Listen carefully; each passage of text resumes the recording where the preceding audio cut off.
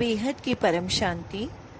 In his book Supreme Knowledge of the Infinite, Bapuji reveals to us the time cycles and time span of Brahma.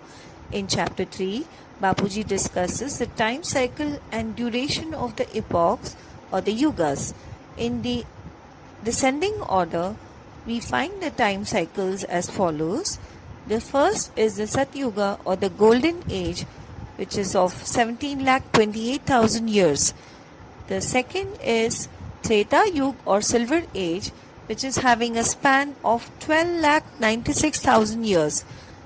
Thirdly, the Dwapar Yuga or Bronze Age, which constitutes of 8,64,000 years, is followed by the last Yuga, which is Kali Yuga or Iron Age, consisting of 4,32,000 years.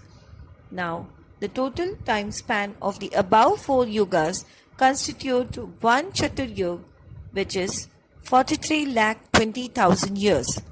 Upon the passing of the four epochs or yugas on the earth, that is, upon the completion of 43,20,000 years, there is a partial destruction on the earth through flooding. However, even then, certain souls get reprieve and manage to survive this partial dissolution. A cyclic passage of 71 times of Chatur Yugas result in one Manvantar. That is, one Manvantar equals 71 Chatur Yuga. On the completion of one Manvantar, Kalpralay occurs, in which the three realms of existence, that is, the Bhulok, earth, and upper realms of Bhuvalok, subtle plane, and Swarglok, heaven, gets devastated completely. The lifespan of the Devtas or deities existing in heaven or Swarglok is 1 day of Brahma. Further, we can see how the time span is calculated. 14 Manvantar equals 1000 Chatur Yuga, which in turn equals to 1 day of Brahma, and that is a total lifespan of 4,033 crore years of Brahma. 1 Chatur Yuga in turn equals 1 Earth Pralay or characterized by partial dissolution event. 71 Chatur Yugas equals 1 Manvantar Pralay or characterized by semi-dissolution event. 1000 Chatur Yuga equal to 1 Kalp Pralay or characterized by a major dissolution event. 36,000 Kalpas equals 1 Maha Pralay or characterized by the great annihilation event. Now, we will see the time span of Lord Brahma. 1 day of Brahma equals 1000 Chatur Yugas, which is equivalent to 4,032 crore years. 1 day and 1 night of Brahma equals to 8,064 crore years. 1 month of Brahma is equivalent to 251,020 crore years. 1 year of Brahma is 3,110,040 crore years. 50 years of Brahma, which is called the first Parad, is equivalent to 155,520,000,000,000 years. 100 years of Brahma equals 311,040,000,000,000 crore years. The age of one solar system is equal to Brahma's 100 years lifespan. On the completion of 100 years of Brahma's lifespan, the creator of a solar system, Lord Shiva's power, gets used up totally and becomes depleted. Therefore, to wind up his creation, Shiv enters the sun and creates the devastating Kal Agni or fire of time, in which all the 14 realms of the solar system are destroyed.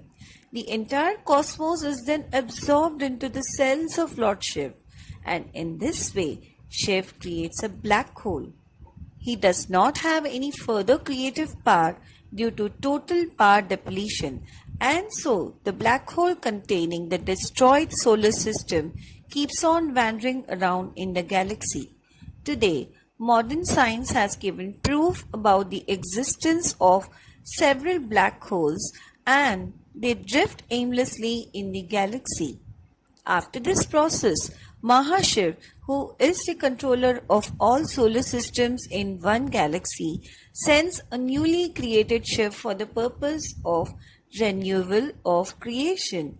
This is why it is said that each and every moment countless solar systems are created and dissolved. So, one may ask, whose time? In Mahashiv's one moment, innumerable solar systems are created and destroyed. In this manner, one can see the cyclical nature of creation, dissolution, and total annihilation of the cosmos, which is continuous and eternal. This is called Maha Chakra, or the Wheel of Time. We'll discuss now the present time cycle and the Hindu units of time. In Brahma's first half of lifespan, which is called Bharat, has finished. At present, the second half of Brahma's time is in continuance. According to the Hindu text, we are in the second half of the first day of Brahma. The first day has got 6 manvantars which are over, and we are in the 7th manvantar currently.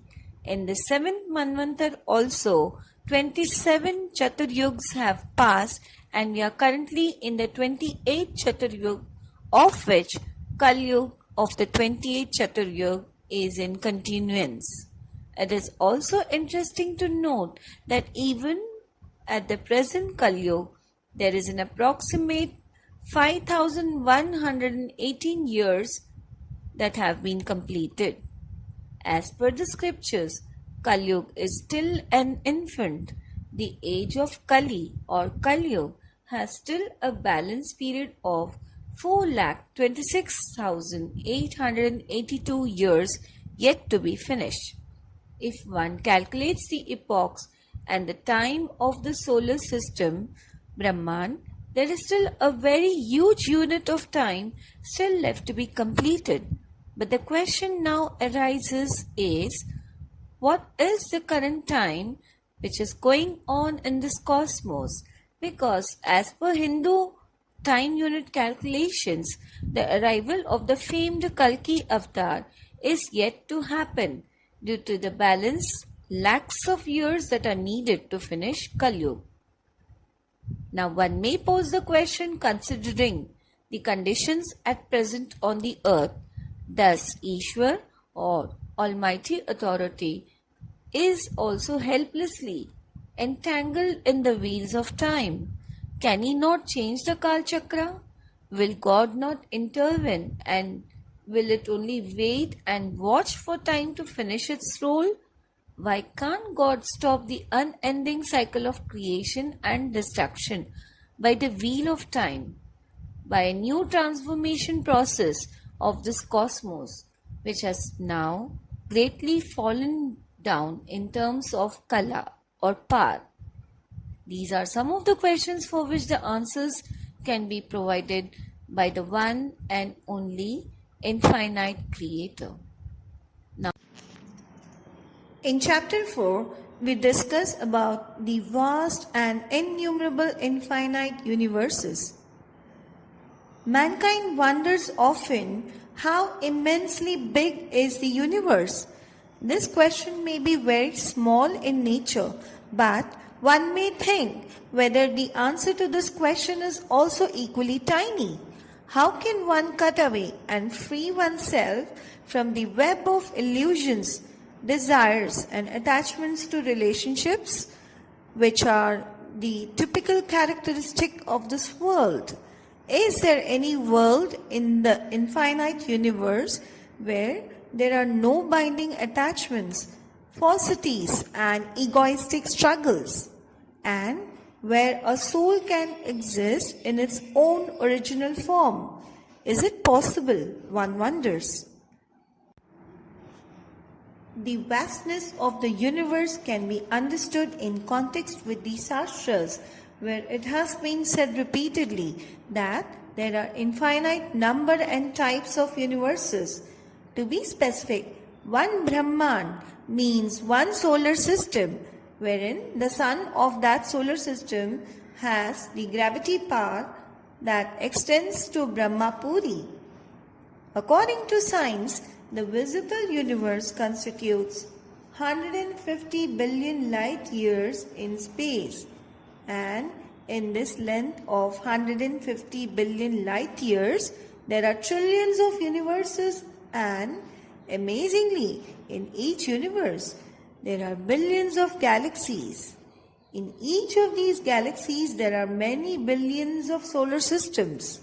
For example, in our Milky Way galaxy, there are approximately 800 billion solar systems. Our neighboring Andromeda galaxy constitutes at least 1000 billion solar systems. A single galaxy contains billions and billions of solar systems, and the great central sun in the center of the galaxy exhibits massive gravitational power, due to which 800 billion solar systems revolve around it, similar to that of the planets of our solar system revolving around our sun due to its gravitational pull. So, we can only guess as to the power of the great central sun around which several billions of solar systems circulate. The gravity power of one galaxy is approximately 1 lakh light years in space, and there are about 800 billion solar systems in our galaxy. Similarly, there are billions of galaxies in one single universe, and again, billions of universes exist in 150 billion light years of space. This is known as the visible universe, that which can be mapped and measured by scientists. However, can science go beyond this and estimate accurately about the multiverses whose existence has been discovered and accepted as reality by contemporary astronomy? In this sense, it can be said that the earth can be compared to the tip of a needle in this vast cosmos teeming with uncountable solar systems, galaxies, and universes. In this perspective, if we imagine the earth from the perspective of outer space, that is, our solar system tucked away among billions of other stars and the solar systems within our galaxy, and our galaxy amongst an endless mass of billions of other galaxies, then our earth is no more than a tiny speck in our universe. There are innumerable solar systems which contain suns that are thousands of times larger in size and brighter than our sun. It has been estimated that the universe is at least 150 billion light years wide, but this is only about the observable or visible universe comprising of all matter, which in theory can be seen and measured from the earth. It also means that it is possible in principle for light or other signals from the object to reach an observer on earth. However, this huge expanse of 150 billion light years of visible universe containing billions of solar systems has only zero power or kala. To reach at least one kala or power level, we need to understand the cyclical periods of time and power corresponding to each dimension. Today, science is also trying to understand the correlation between space, time, and speed of light. The sankalp or the power of thoughts of an individual is directly proportional to his soul power, and with this will power or thought power, an individual can manifest and achieve whatever he or she desires. However, it is important to know that in today's times, human beings have almost nil soul power or consciousness, and the power to understand, that is spirituality, is totally depleted. It is due to this reason that the mind, senses and intellect of a person is completely entangled in the five elements of this material world. When one absorbs and assimilates in himself the supreme knowledge of the infinite, then we come to unlock the mysteries and get answers to our eternal questions, that all souls are created by one supreme soul, and all the super souls are created by one supreme Father. Further, in this infinite universe, the Supreme Father is one, and there are many supreme souls, but the ultimate infinite Creator, the Almighty Authority, has created the Supreme Father. It is indeed the Supreme Father who has created the supreme souls, who in turn created the divine beings or devtas or deities, who in turn created human souls. The human beings caught in the five vices became degraded in soul quality and fell down to the 84 lakh or 84 million yonis, which are called the types or species of life. And to understand the supreme knowledge of the infinite, firstly, one has to understand that who am I? One needs to be aware in himself that I am a soul residing in a body, and this body is merely a vehicle for the purpose of fulfillment of actions in this physical world. The five elemental body of this world is not much significant when compared to the vast subtle realms which lie above 200 kilometers from Earth's gravitational pull. The ether element or Akash Tattva is predominant here. Similarly, in the five elemental human body, there exists the subtle body of air element, that is the Vayu Tattva, which in turn contains the ether elemental subtle body called Akashi Sharir. Similar to that of a large container having smaller containers enclosed within itself, we find that the ether subtle body encloses another subtle body formed of divine elements, that is called Maha Tattva, and this divine elemental body contains in turn the subtle body of supreme divine elements called the Param Tattva Sharir, and finally inside this Param Tattva subtle body resides the Immaculate Soul. The immense controlling power of the soul can be activated so that we can charge our subtle body, causal body, supracausal body and obtain divine vision, through which we may be able to see the higher realms, infinite universes, galaxies, billions and trillions of solar systems, planets and stars, and also be able to behold the infinite of infinite cosmos. To understand the infinite universes, one needs to have an intellect that understands the concept of infinity, and this will only be possible when the soul is at its highest and purest state. Now, the environment has become so negative in our world, it remains unsolved as who has made these vast infinite universes? How and why was it created? How was the incorporeal world created? How did the world come down from the incorporeal to subtle to corporeal form? Who is the creator of the infinite of infinite world? How were the Lokik world that is the physical realm, the alokik, the supernatural world, and the paralokik world, which is called also the divine worlds, created. The question of creation not only pertains to our solar system, but also pertains to the infinite solar systems which come together to form a galaxy. We can also ponder about the billions and trillions of galaxies that group together to form one universe. Who would be their creator?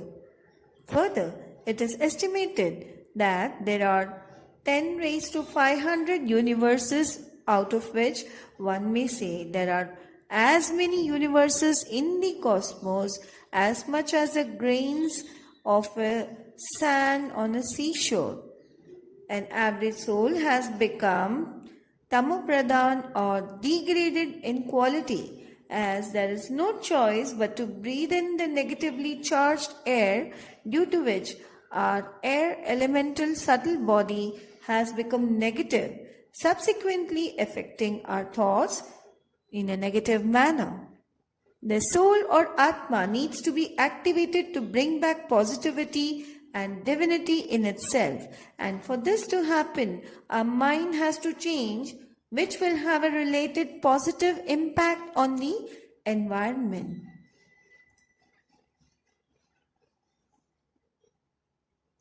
In chapter 5, Bapuji talks about who is the Father or the Infinite Father, or in Hindi we call Behad Ka Baap.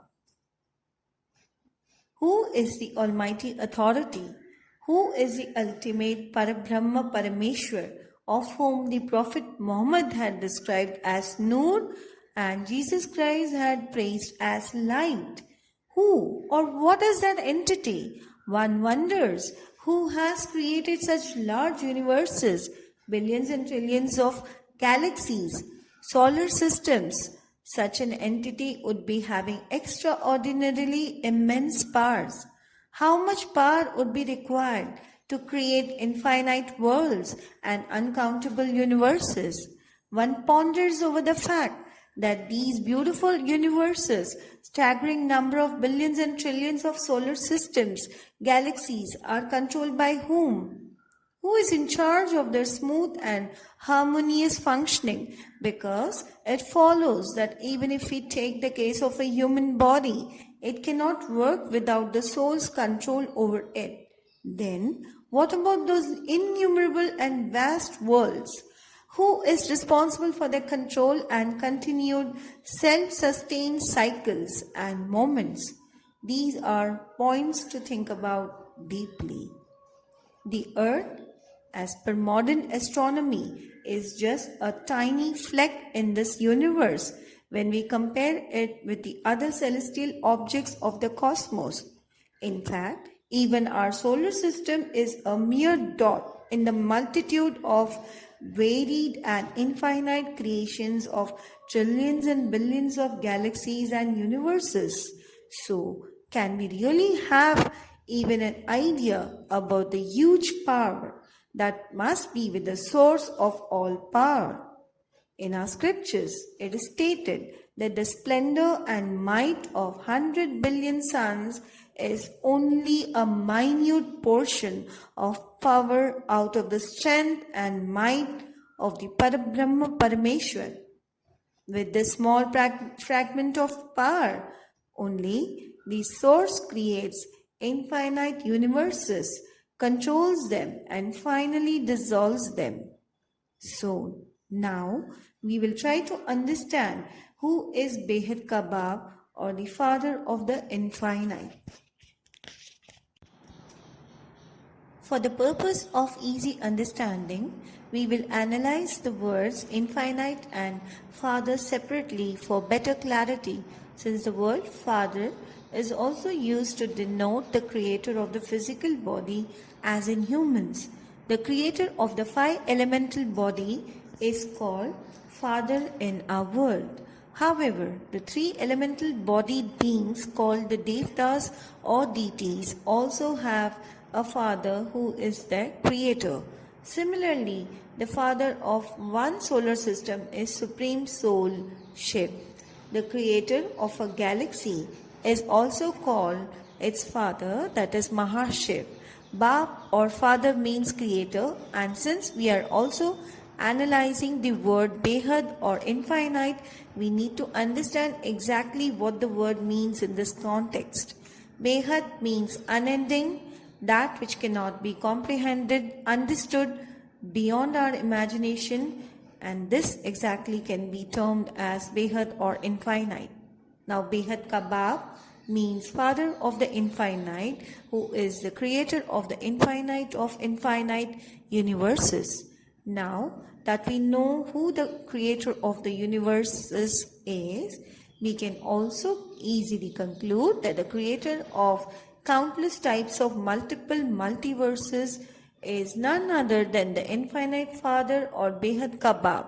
It is only the Behad ka Baap or the creator of infinite who can tell us about the secrets of infinite universes, the history of its creation, its middle period, and the end of creation.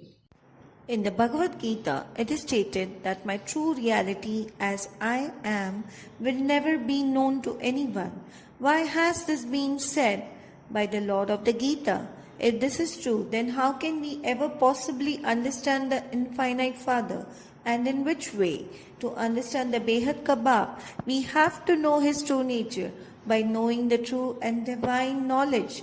Now the question arises as to what is the true knowledge through which we can identify the infinite Father, the mysteries of the infinite worlds, that is about the infinite world drama.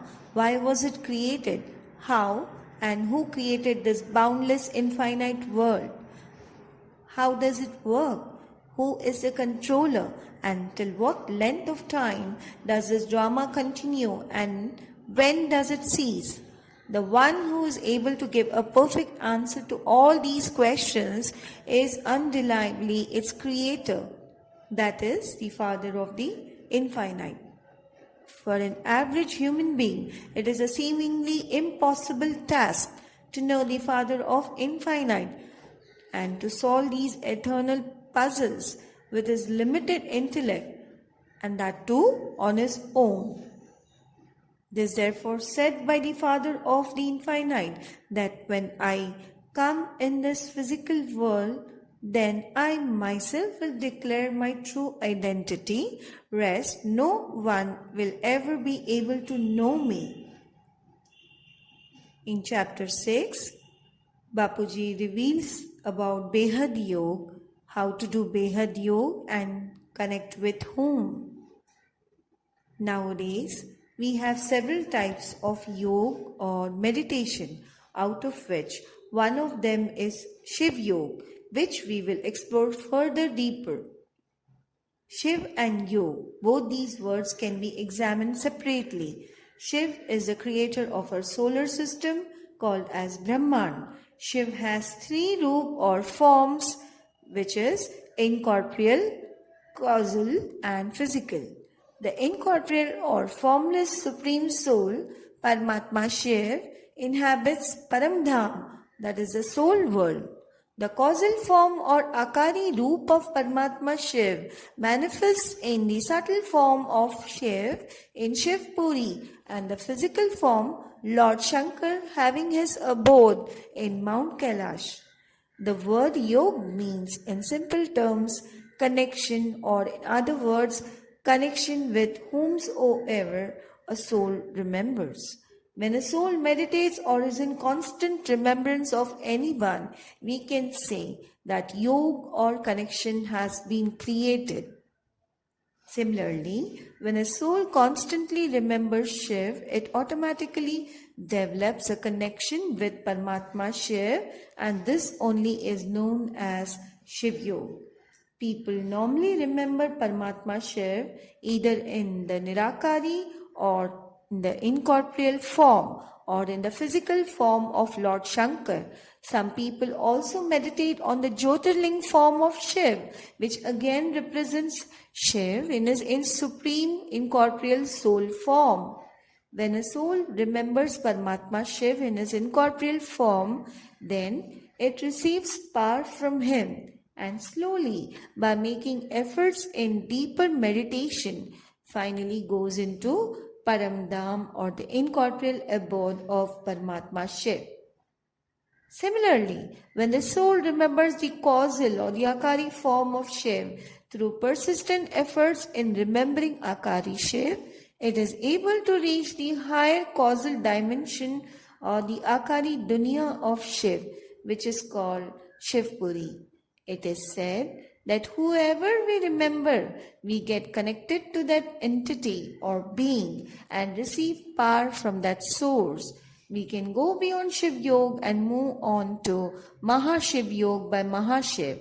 We mean the creator of one galaxy, Maha Brahman.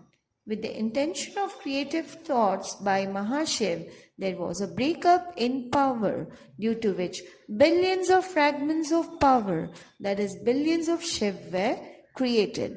Therefore, we can safely say that Mahashiv is billions of times powerful than Shiv.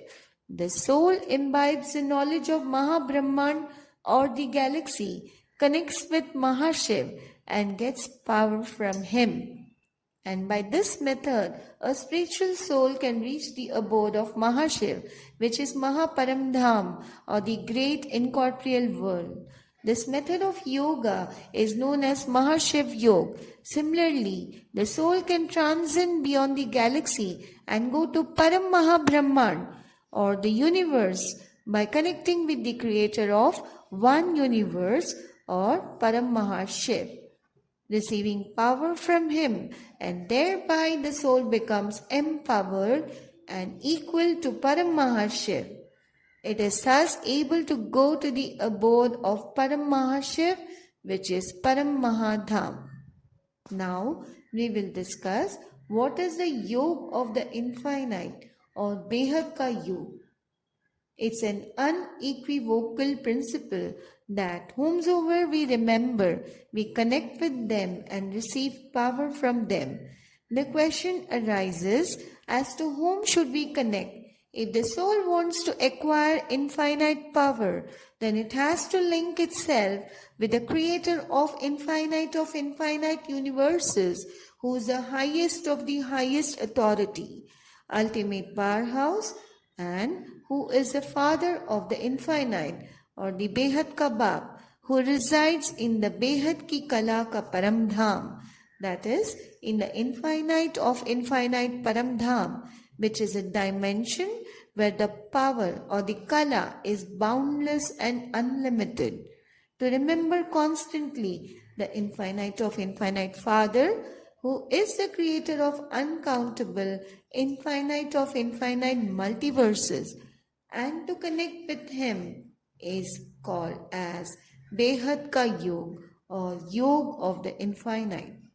And to connect with the infinite of infinite Father, Behad Ka Bap, a soul needs to firstly be in Atma Swarup, or soul conscious state, because then only the soul will be able to receive power from him and thereby empower itself.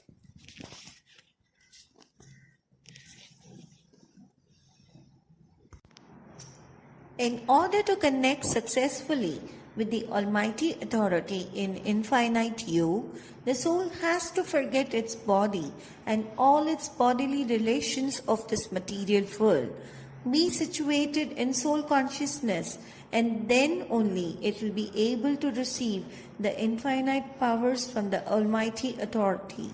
The Father of the Infinite has the unlimited and infinite power, which is Behad Ki Kala of Param Light, or one may call it the Supreme Divine Light of the highest order.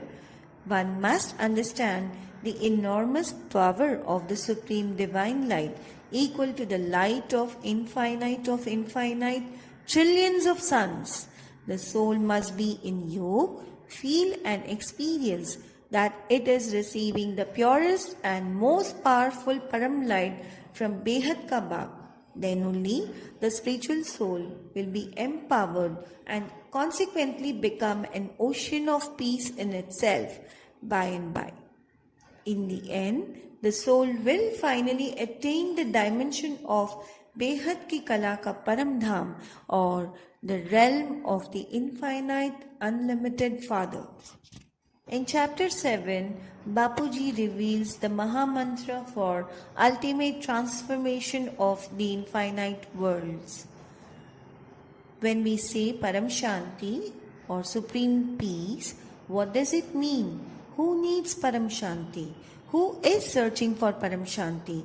In this five elemental body, today man has become a slave to his senses and desires in this world of illusion, that is Maya. He is unable to rise above the quagmire of his never-ending desires in the material world. One may question, why doesn't human ever be satisfied despite achieving everything? What his personal and eternal and ultimate quest? Why does the soul keep searching for peace? The Atma or soul essentially needs happiness, but surely a day comes in the life of a human soul when it gets tired of great happiness also. This is when the soul starts its eternal pursuit of Param Shanti or supreme peace. The reason being, the divine and original state of being of the soul is itself Param Shanti, or to exist in a state of supreme peace. When the souls were originally created, then, at the time of their creation, their original nature of soul was Param Shanti only. However, in today's gross world, the soul quality has become so degraded that it has completely lost remembrance of its original nature of supreme peace.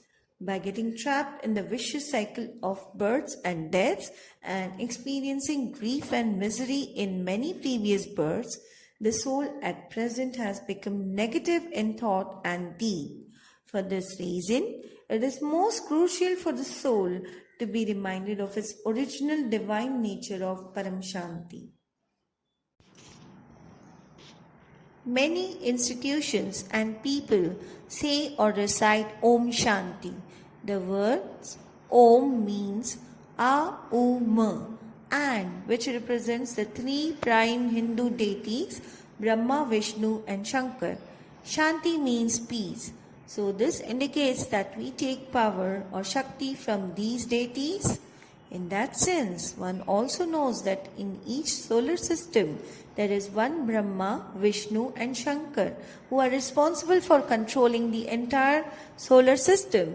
We are also aware that at present, even these divine beings do not have any power left in them.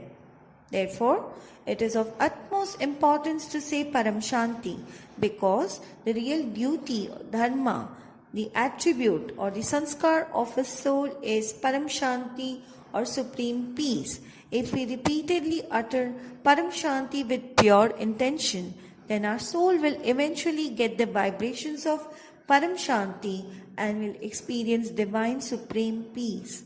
Even if we continually chant Param Shanti, the feeling of Param Shanti gives a divine and peaceful effect on our mind and body. By sincerely saying Param Shanti, we obtain supreme powers from the infinite of infinite eternal universes, or in other words, we receive the powers of Param Prakash, supreme light, and Param Tattva, supreme divine elements in our soul. The soul comes into awareness that it has to become an embodiment of supreme peace. When we utter Param Shanti again and again, the emotion that develops in oneself gives rise to positive vibrations in oneself, which positively affects our causal body. The continuity of positive vibrations emitted by the divine word Param Shanti changes the soul's recording, which is stored in our causal body, and our aura also becomes charged with positivity. Due to a strong positive aura, the causal body is able to receive and accept positive energy from the environment and consequently is able to internalize and hold the vibrations of Param Shanti. The vibrations that we receive affect our causal body, which in turn affects our subtle body, which is responsible for the formation of our aura. When the individual soul thinks with an intention of Param Shanti, the aura becomes charged with the vibrations of supreme peace and is able to influence its surrounding environment. This means if the soul's thoughts are of Param Shanti, the resulting vibrations of supreme peace go out in the environment and thereby generate a positive change in the environment. To think is also an act. Therefore, when the Atma or soul thinks about supreme peace with a pure intention, then the actions of the soul results in Param Shanti and subsequently the soul gets a total feeling of Param Shanti. When one thinks repeatedly with the intention of Param Shanti in Atma Swarup Sthiti or in soul consciousness state, then the original attribute of Param Shanti stored in our causal body and which has been concealed deep down inside the causal body starts to emerge. Thus, the soul can definitely attain its ultimate goal of Param Shanti. In the end, the soul experiences Param Shanti to the extent that it comes to be in a state of Sat Chit Anand. Atma or the cell is the absolute truth. The Chit or the mind through the soul experiences Param Anand or supreme bliss only when the soul realizes the supreme truth. And this Param Satya or supreme truth is realized only when the soul situates itself in its original state of Param Shanti. When the spiritual soul constantly meditates on Param Shanti, then it will be able to attain Param Anand or supreme bliss. And finally, one day it attains supreme peace. For the transformation of the infinite worlds, the Maha Mantra is Behad ke Behad ki Param Param Param Maha Shanti hai, Maha Shanti hai, Maha Shanti hai. By saying the above Maha Mantra within oneself, the soul comes to be in a state of Param Shanti and keeps experiencing the supreme peace, and the surroundings of the individual seeker is filled with divine supreme peace vibrations. In this way, not only can the spiritual soul achieve and experience Param Shanti, but also help the other souls to experience the same. Param Shanti.